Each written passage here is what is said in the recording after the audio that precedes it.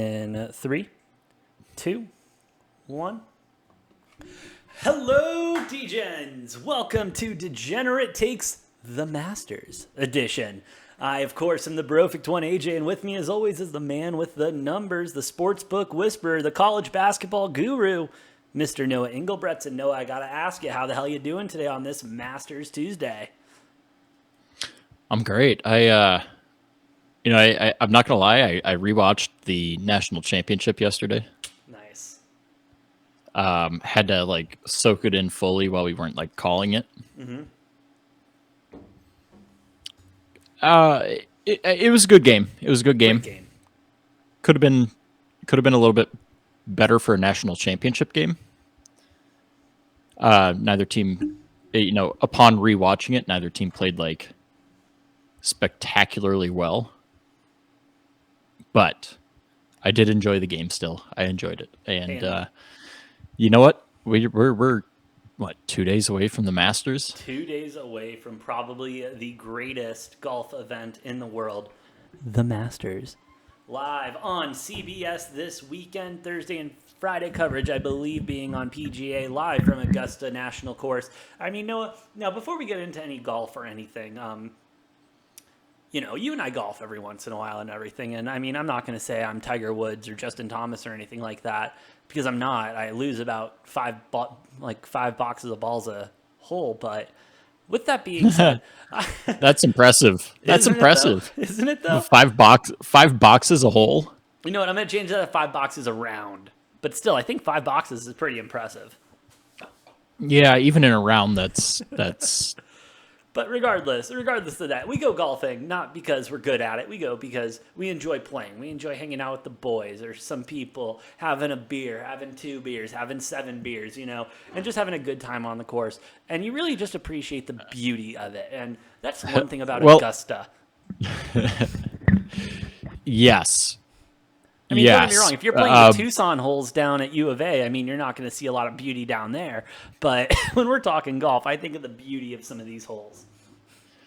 Yeah, but I'll say what I was going to say, but yes, before I say that, I mean, Augusta is probably the most beautiful golf course. Oh, it's gorgeous. I mean, there's a couple that compare that are pretty close, but oh my God, I have never seen grass so green, so perfectly cut. Everything just looks pristine there. It's just gorgeous. It's beautiful. I love it. Really is. What I was going to say before, you brought up Augusta and, I had to acknowledge that, but you were talking about golfing and I was like, well, for me personally, there's 2 different types of golfing. There's the serious golfing, like when I go out and actually try to have a good round.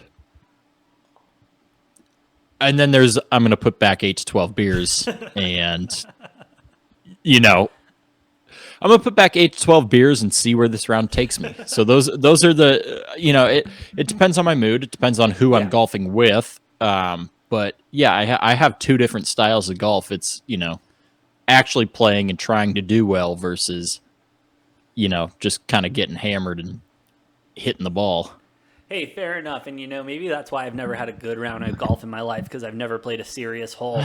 But, I think we're going to see a lot of more serious golf this weekend than we are a lot of the John Daly bullshit. But that's just because I think it's the Masters and everything. Obviously, one of the most prestigious tournaments on the tour, if not the most prestigious. And Noah, everyone is here to bring their A game. Before we get into the nitty-gritty of it, I do think we would be a terrible sports show if we didn't talk about the biggest story going into this. Tiger Woods, the GOAT of golf, as some would say, as this show says. He has not said he is coming back. He has not said that he is competing, but he says he feels that he's ready. He is prepared to win. And all signs point for the greatest of all time to pick up a pair of golf clubs to compete in the Masters at 40 to 1. I mean, he'll be out there. Tiger's back. He'll be out there. Right? Tiger's all the way back. I wouldn't fully bank on it. Here's what scares me about taking Tiger to win. Now, if his leg is fine and he's able to go the full 72, he can definitely win this. Oh, yeah. Based on what I've been hearing, what I've been seeing about how he's been hitting the ball, he's been hitting the ball great. Mm-hmm. The question is whether or not he can walk this course for 72 holes. Now, doing that 18 holes 4 days in a row. His practice rounds have been 9 holes each. And he said he's felt great after each of his practice rounds, but that's only been 9 holes. And they've been separated Fair. by a day between them. I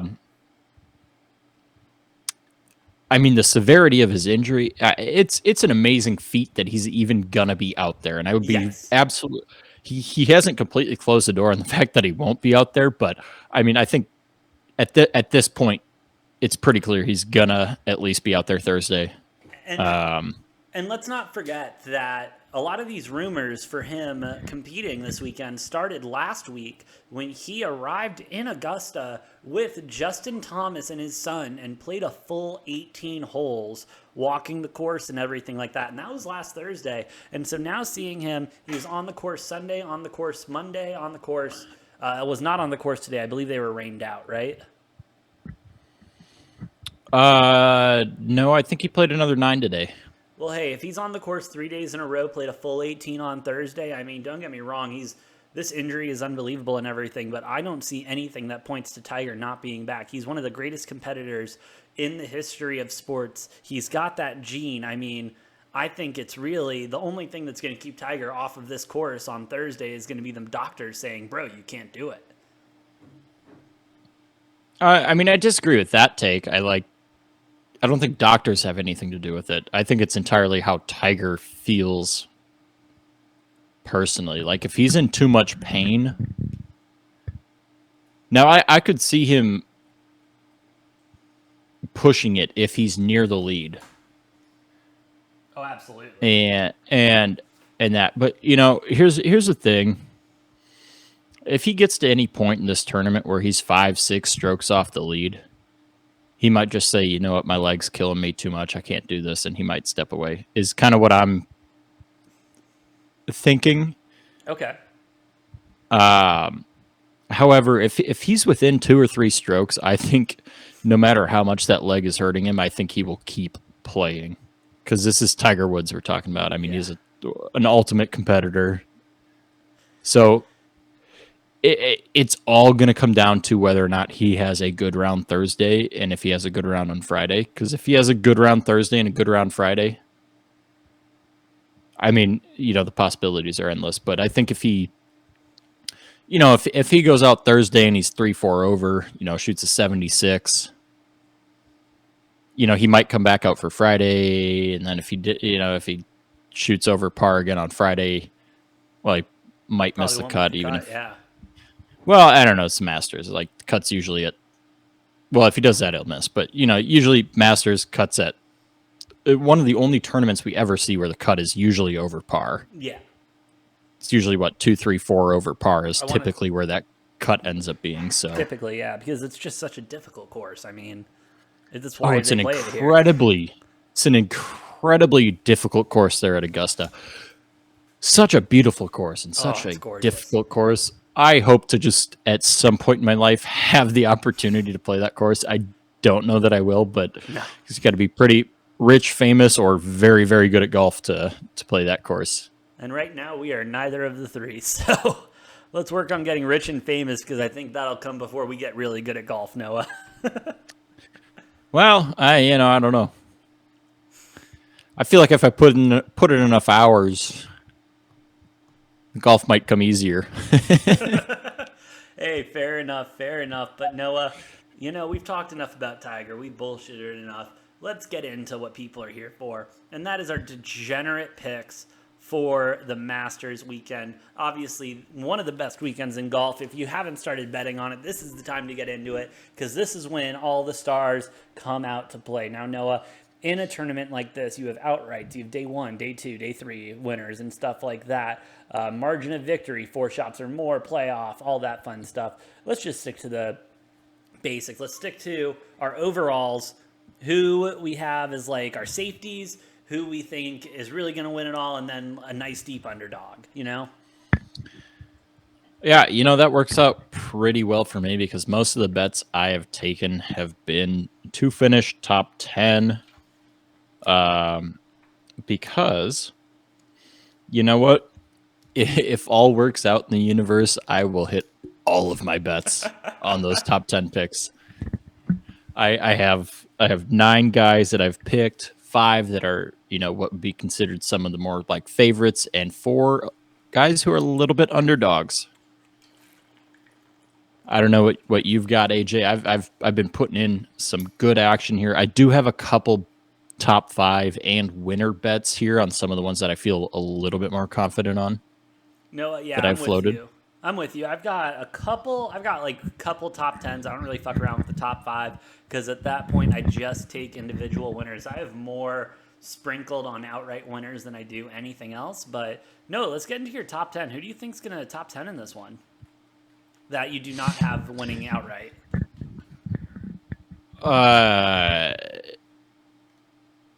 So just like in order, you want my top 10 or you Sure. want the Yeah, sure. Let's go in order. Who in order? What's your top 10 for this tournament? well cuz my outright and top 5 winners, I've also taken top 10 obviously. Oh, fair enough. Let's go. Just give me your top 5 outright winners. Let's go with that. Right? That makes sense.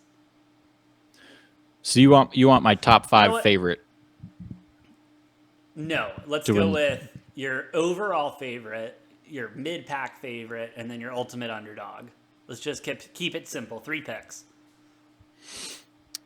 All right, well, my pick to win the entire thing, the whole Masters, I've got Cantley. Really?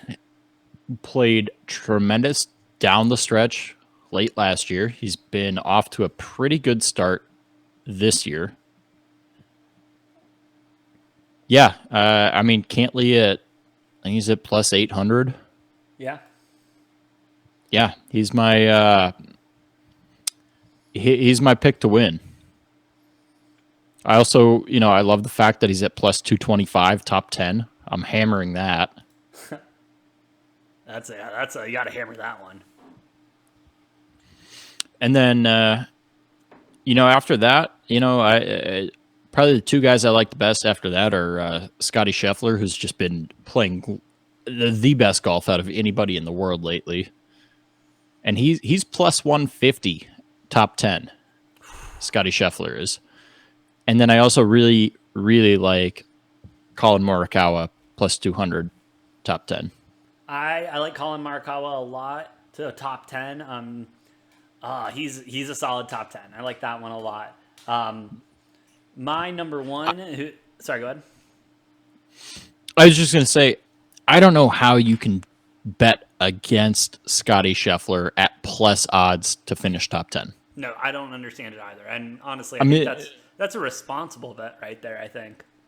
dude's won what, like 3 out of the last 6 tournaments. He's, worked his way up to being the number 1 ranked golfer in the world for good reason. He's playing incredible golf over the last 2 months, and I don't see anything changing here at the Masters. I think, Scheffler, I think he plays a really good tournament, and part of the beauty of the Masters too is it's the course is designed to bring out skill, which is why Bryson DeChambeau has had such troubles with Augusta. Yeah. Is because you can't overpower Augusta. No. You can't. Distance doesn't really matter that much at Augusta. It's about the finesse. And, Scheffler's just been toned in. I love the way he's been playing. I love the way Cantley's been playing lately. And, I like Morikawa as well. Hey, those are solid picks. Cantley's been playing incredible. Morikawa's been playing great too. I have him on my list as well, but just not one of my picks. I'm with you. This is a very finesse course. Scheffler has been playing with that finesse skill, but a player that has had that finesse and continues to play with that finesse has just not been off to his best start in the PGA Tour this season, in my opinion. That would be my boy Rory. I think Rory McIlroy is due to have a really breakout performance this season. He really hasn't had that yet, from what I've seen or from what I've researched. And so I expect him to really come out of his shell this tournament and hopefully figure something out. Another player I really like at at 40 to 1 to win the whole thing is Hideki Matsuyama. Did not want to butcher that name. Had to make sure I was saying it right, but love him. You think he's going to repeat? I don't know. I don't know if he's. I guess I do. I think he has a chance of repeating. Out of all the people who have repeated, I think the He's way been struggling. He's been struggling lately. he's been struggling a little bit, but with what I've been seeing from him and everything, it's not something that worries me with Augusta. I think it's just kind of like Rory. He just needs to find his flow and be able to get into it. And I think being in a course that he's already done so well at might be it. And then my number 3, I got to do it. I got to do it. Tiger's winning the whole thing. Let's be real. I don't even know why we're having this conversation. Well, he's one of my long shot picks. And I appreciate that. And he is obviously one of my long shots too, but I don't know if we're just doing almost disrespecting him, as a long shot pick. I mean, right now at the book I'm looking at, I have him at 40 to 1, so Vegas doesn't think he's too long shot, but you were telling me some stats earlier that were scaring me. What were those stats again? About Tiger? Or on like the money and everything? Oh, yeah. So 10% of the tickets are on Tiger. 11% of the money is on Tiger. And he opened at 80 to 1. And then he was 60 to 1. And now he's 40 to 1. But still, 10% of the tickets, 11% of the money. Vegas is going to lose a shit ton if Tiger can pull this off. Wow. 10% of the bets, 11% of the money? Yeah, and this is probably one of the only situations we've ever seen where 11% of the money is on a 40 to 1. Now, for those of you who don't really know a lot about the sports books and everything like that, maybe this is your first time listening to a gambling show, you see a lot of money, you see a lot of bets being put on an individual team, an individual player or something like that. The line is going to move so that the sports book can cover their ass. Now, when you're dealing with golf and everyone is at plus money, that does become a little bit more difficult. However, the sports books right now at 10% of the bets being on Tiger Woods, ranging anywhere from 80 to 1 to 60 to 1 before it moved to 40 to 1 today, the exposure that they have on Tiger winning would be as Noah was alluding to, would lead to one of their worst weekends in the history of sports books if Tiger can pull this off. Yeah, I mean, essentially, even if you just take the 40 to 1 number and ignore, anybody that took tickets at 60 or 80 to 1. Yeah. Even if it's at 40 to 1, that basically equates to Vegas having to pay out 4 times the amount of wagers that were placed on the Masters, which I don't know what that number is, but you can let your mind run about how many bets and how much money has been placed on that. But if Tiger were to win, they would have to pay out, a little over 4 times as many dollars as there were wagers placed. So if Tiger does, that would be a massive hit for Las Vegas. But hey, Tiger doesn't make the cut. Vegas is Jay chilling because then they just got to pay out 5 people on whoever bid on the winner, right? I mean, this all only really matters if Tiger can make it to Sunday, and then you're going to be seeing cash out options in the sportsbook apps begging you to back out of this bet so they can save their skin a little bit. Yeah, and I'm curious to kind of see what that would be at, AJ, Right. with how many people have bet on Tiger to miss the cut. Oh yeah. Because that was one I was talking about, and obviously, I don't want to bet against Tiger, so I'm probably not going to take it. But minus 250. I was about to say it was juiced pretty heavy. Yeah, minus 250 for Tiger to miss the cut. So that means Vegas feels very confident about Tiger not even making it to day 3. and probably rightfully so. I mean, to be honest, I don't think this should be 40-1. I think when they opened at 80-1, that was probably a pretty good mark. I mean, I even look at like Tiger is, plus 500 to finish top 10, which like these numbers don't equate. They're getting like exponentially like worse. Tiger to win versus Tiger top 10 versus Tiger to just make the cut, which is still plus odds. Is it really? Like, yeah, I think I saw like plus 160 or something for Tiger to make the cut. So like if you think Tiger's going to be able to complete 2 rounds of golf and do fine, like why not just take him plus 160 to make the cut? Yeah. Like screw taking the like 40-1 for him to win. Just throw that much. If you're that confident on Tiger that you're going to bet on him to win. Now, if you're just floating a couple bucks, like obviously that's different. But if you're confident enough that you're placing a substantial bet on Tiger to win, you might as well just place like 40x that amount on him just to make the cut. Yeah, and then really make some money there so that you can cover your ass on the bet you're about to lose. Well, I mean, make the same amount of money. Obviously, you're risking a lot more, but make the same amount of money with like a much more likely scenario. True, a much safer bet, a much more likely scenario. Noah, you got any other thoughts on the Masters before we sign off on this beautiful Masters weekend? Yeah, I got my long shot picks. Oh, here. Sorry, I forgot about those. Let's get into that. So, well, just to finish it out, my favorites, the other 2 favorites, I would call them favorites that I took. I got Xander Schauffele at plus 210 to finish top 10. Brooks Koepka plus 200 to finish top 10. And all these are top 10 picks here from now on. My long shots, I was eyeing up Tiger at plus 500. I didn't take that. After much consideration, I did just decide to go. I took Tiger plus 160 to make the cut. Okay. To make the cut. Then I took Paul Casey plus 500, top 10. Sergio Garcia at plus 600 to make top 10. Pick.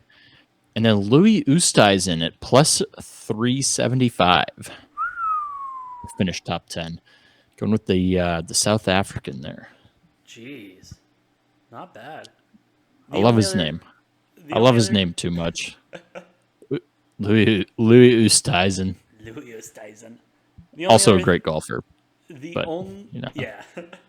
only other thing I have to add is if you are going to place a outright winner for golf, I highly suggest going ahead and placing an outright winner for the NASCAR race this weekend as well. Same thing with the top 10s and everything like that. All of them are plus money. You're going to get good odds. You're probably going to do a lot better if you parlay a couple top 10s and stuff like that, top 5s, than if you do outright winners. But I'm parlaying Joey Logano to win the whole thing on Sunday along with Tiger Woods at plus 45,000 odds. So I hope you're only putting like your spare change that you found in your pocket on that, AJ. It was a free bet from my book, so shout out to them for giving me a $5 free bet on that.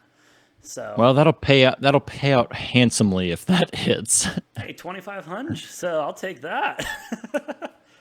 Shit. Shout out AJ's, to for giving me a free bet. AJ's gonna take a 4-week vacation here if that hits. You kidding me? No, I'm gonna just buy a tank of gas.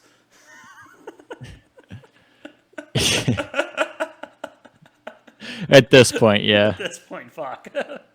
But anyway, that is all I have to say. All I have to do. My last thing is I am beyond excited to see what these excellent players, the top of their game, have to show at the world's most beautiful course, but most challenging course, being Augusta.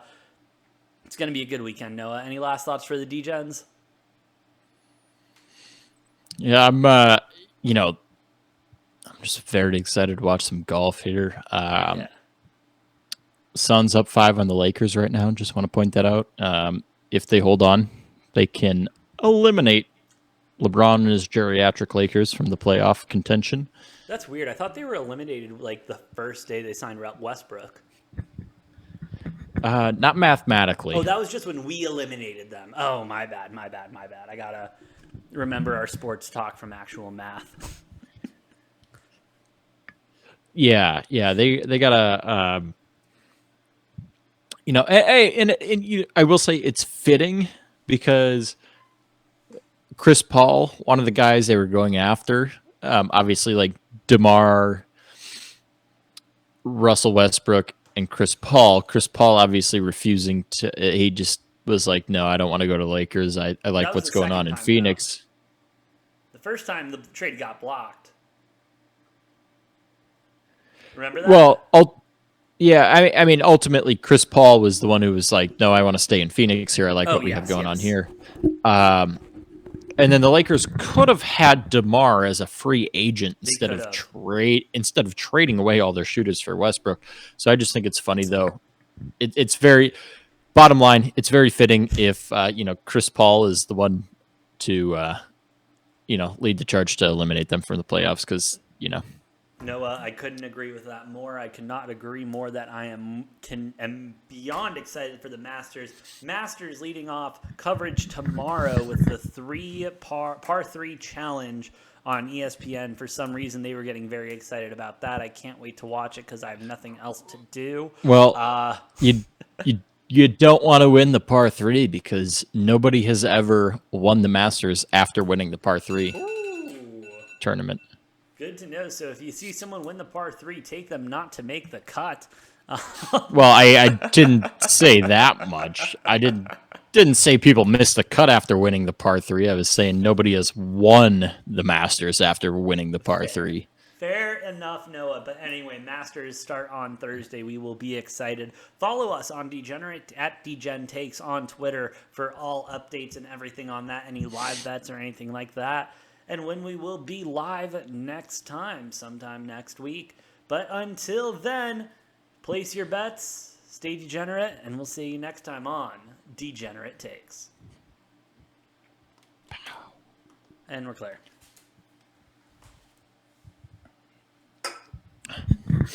Hell yeah. Hell yeah. Dwight Howard, best 3-point shooter in the league. Bro. Isn't that unbelievable? It's got the highest percentage. Yeah.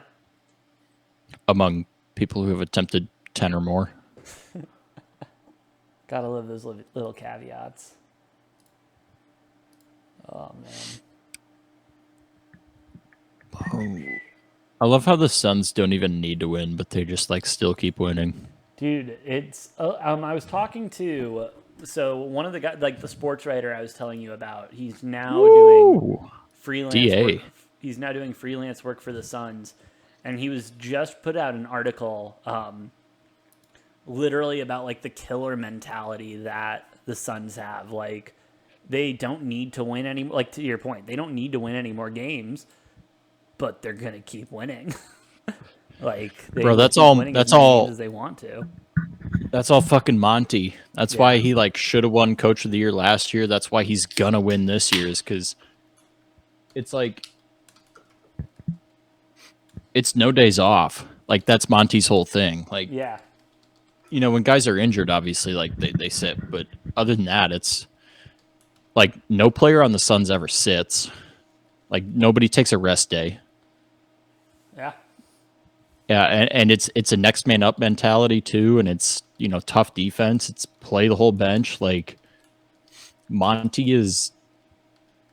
Oh my God! I mean, he's like I said, he should have won Coach of the Year last year. He's gonna win it this year. Yeah.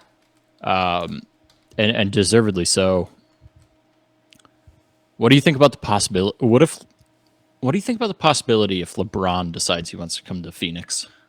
He won't. It's not gonna happen.